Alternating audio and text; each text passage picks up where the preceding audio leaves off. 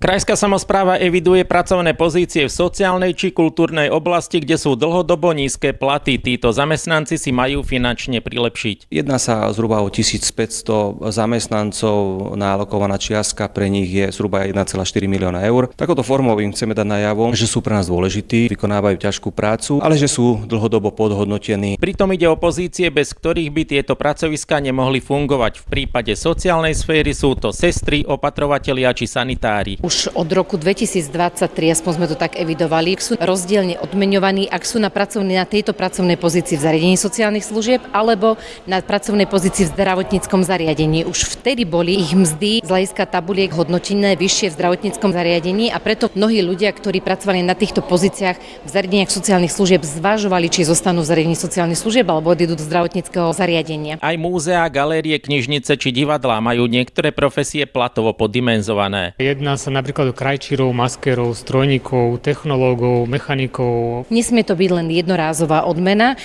preto ja verím a dúfam v prísľub vedenia, že to urobia ako systémové opatrenie. Nie je to jednorázové, treba podotknúť, je to systémové opatrenia, ktoré chceme každý rok im takouto formou dávať. Všetci tí, ktorí pracujú v rámci týchto našich zariadení za obrazne povedané minimálnu mzdu. Odmeny budú pracovníkom vyplatené v septembrovej výplate.